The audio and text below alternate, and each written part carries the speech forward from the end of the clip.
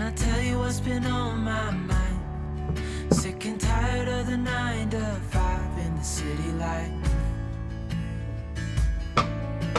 Hey, darling, we could get out of town, see the beautiful world around, wanna see it now. Pack our bags and get in that car, leave a little note and we'll drive real far. Let's get out, we can leave this city. Let's drive to the open air.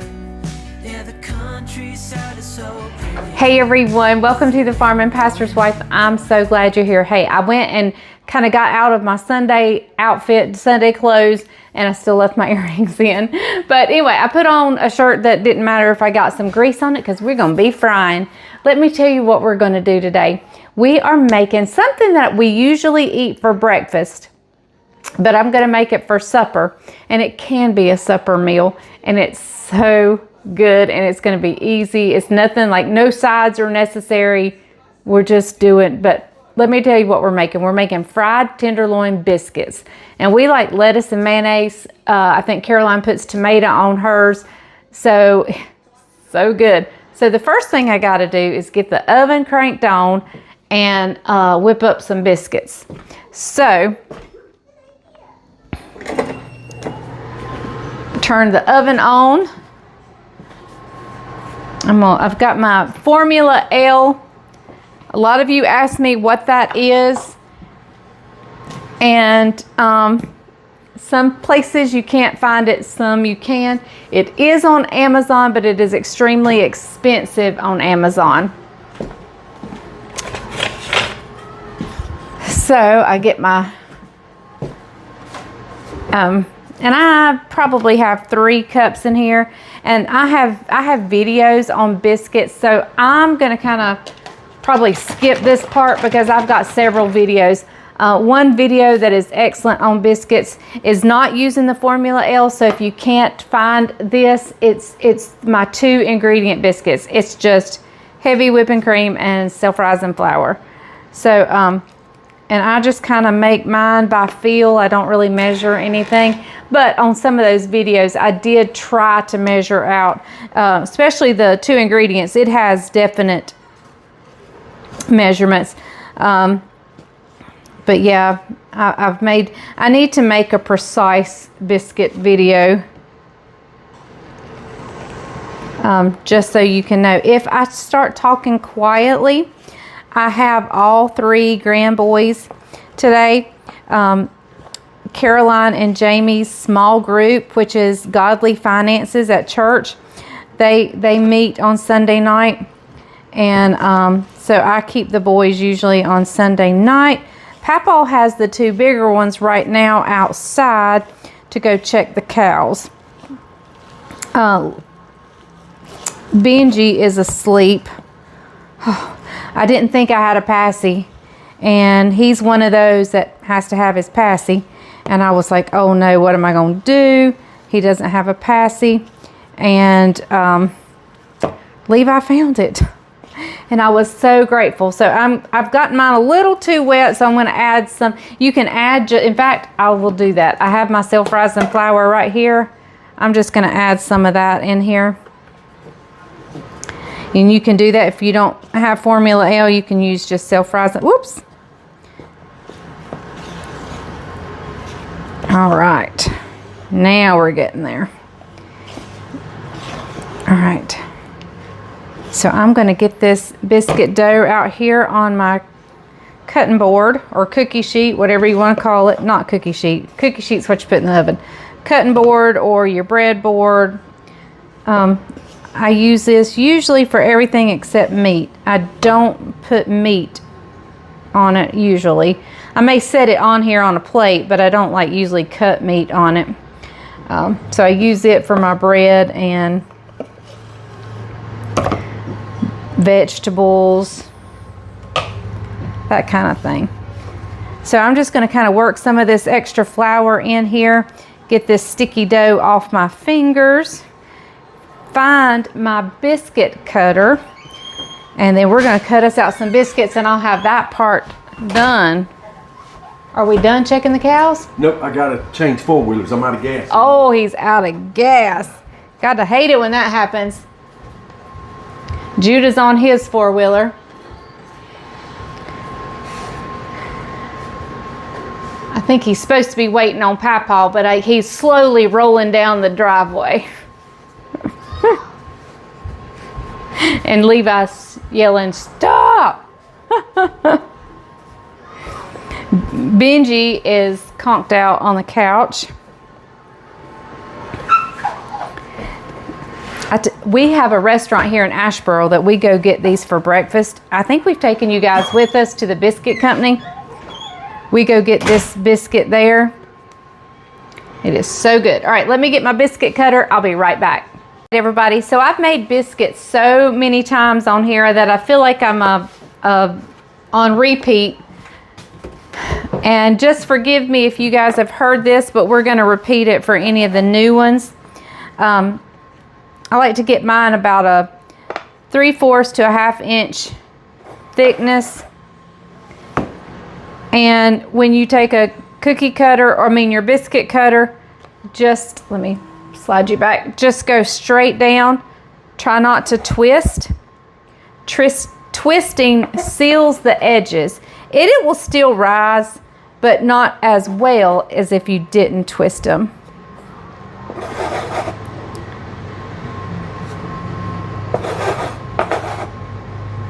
I think the natural tendency is to do the twisting, much like you would on a cookie, but try not to if you can help it.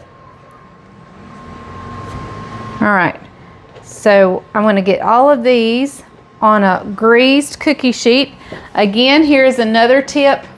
Depending on how you want your biscuits, if you want them crusty on the outside, then you separate them. If you want them fluffy on the edges, you bunt them up, and you want them really tall, you bump them up right next to each other. That gives them, they kind of climb up each other as they're baking. So I'm actually, as a sandwich, I think I want mine nice and soft and fluffy. So I'm kind of butting them up next to each other. And then we're going to bundle up this dough and make some more. I'm going to bring it back together. It's still a tad bit too wet. So I'm just going to work some of this flour that's on. I'm not going to add any more that's not already on my board, but we're just going to work in what's on the board.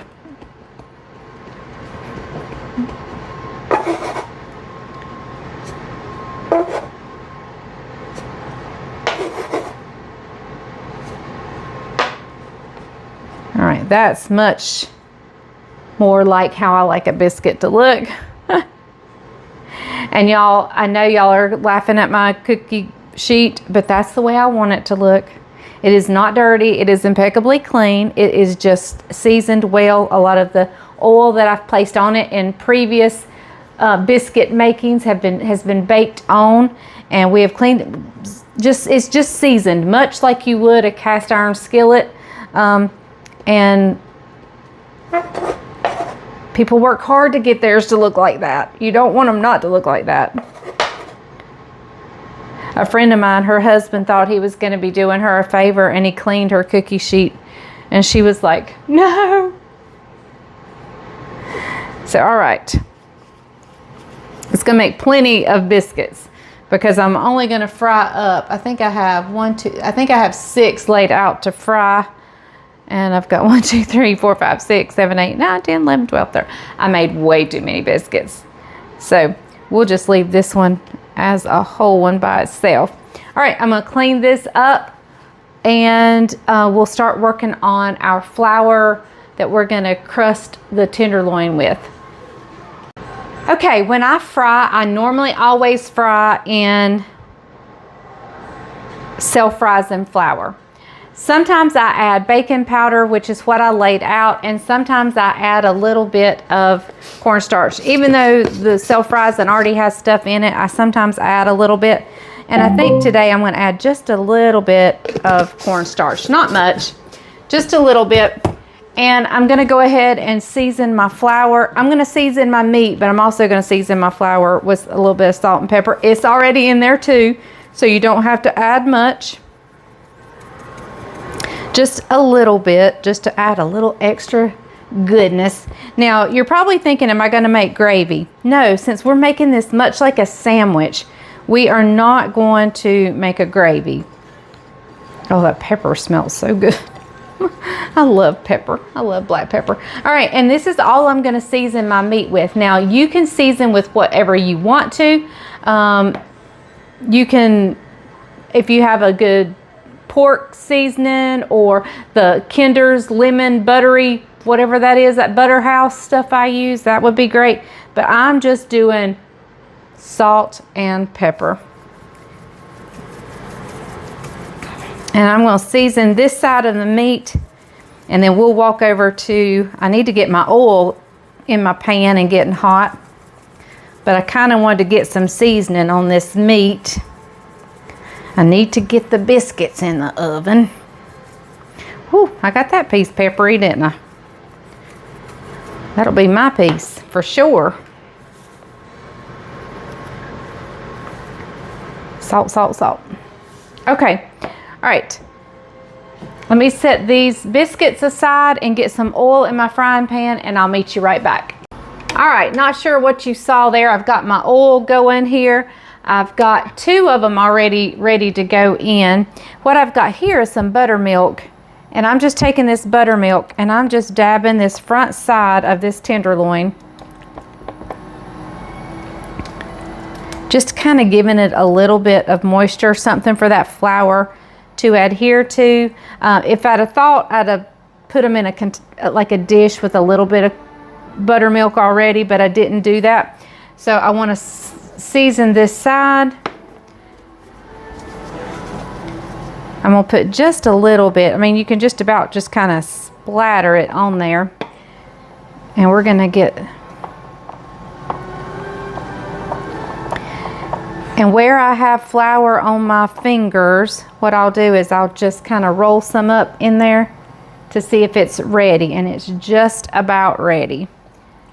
So let's get this one, and we'll season it real well. I wash these salt and pepper shakers on the outside because I am using both hands.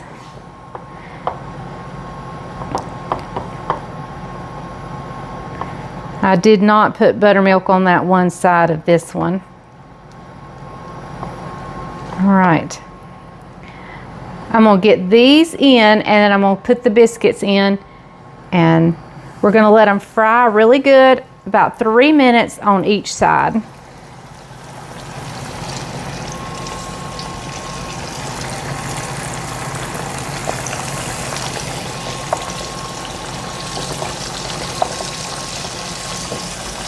Once they get brown enough, and then you've done about 3 minutes on each side, we're gonna take them out, and I've got another plate that matches this plate, but I've got a little rack sitting on it, so I'm gonna let them drain right on that plate, but on that rack. In fact, I need to put some paper towels on that plate.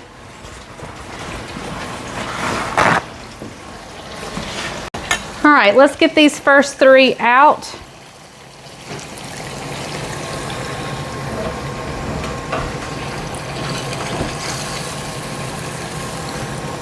They are beautiful.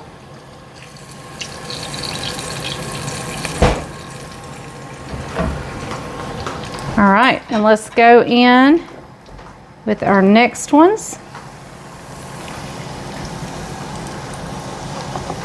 And like I said, I'm only doing 6. There's 6 of us here, but these are big enough we probably could cut them in half.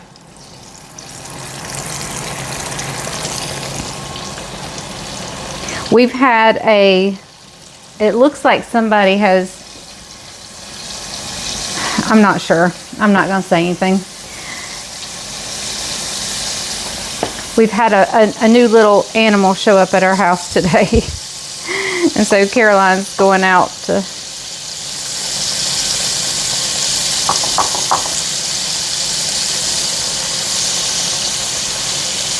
All right. And again, we're going to go about 3 minutes on each side. And I'm going to clean up this mess. I'll bring you back in just a little bit. I thought I would explain why I put them on a rack instead of putting them right on the paper towel. I used to put things right on my paper towel, just like my mama did and everything. But learned that if you let them dry and not put them on, when you put them on paper towel, it kind of becomes wet and steamy, and it kind of stings the bottom of it, and that nice crusty crust is not as crispy. But if you dry them on a rack over some paper towels and let there be some air movement, it will less likely to get moist and the breading to get soggy. So that's why I do it that way. But we are just about ready. These are so big, I believe, since I made so many biscuits, I believe we can cut these in half, and each of us have 2 biscuit sandwiches. So let me check the biscuits and finish frying these up, and we'll meet you at the dining room table. I think somebody's hungry. Yes, I am. All right, we're ready for the taste test. Give us a bite there, Caroline. Tell us what you think. Jamie's done took one down there. Breakfast for supper. Fried tenderloin biscuits. Lettuce, mayonnaise, tomato. What are you thinking? Mouth's full. Drum roll. Fried to perfection. Fried to perfection. What do you think, Levi? He's taking his apart. What do you think, Judabug? Good. What do you think, Jamie? That was delicious. All right, Bubbles, give us yours. Well, I actually need to go make a picture first. You gotta it's make so a picture. pretty. I It's need so to make a pretty. picture. Okay, all right. We'll get her in a second. Hang on.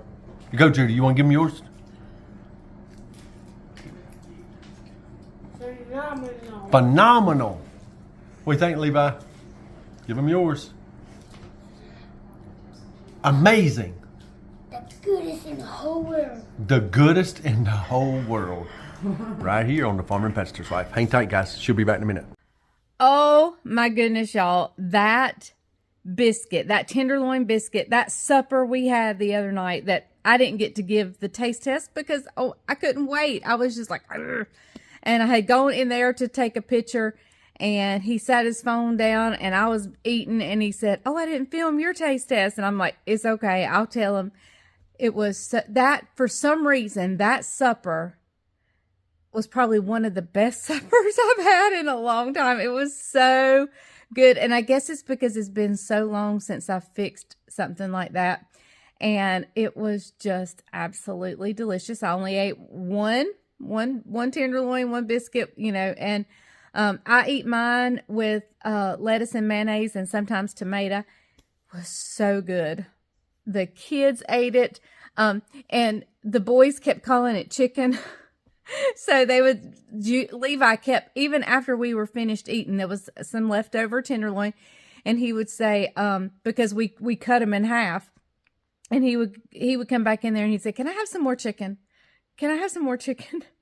We didn't even correct him. We were just like, "Sure." And we gave him, and so there's no telling how many pork tenderloins that boy ate. But by the end of the night, it was all gone, and it was so good. So anyway, thank you guys so much for joining us for the Farm and Pastor's Wife and for our family night.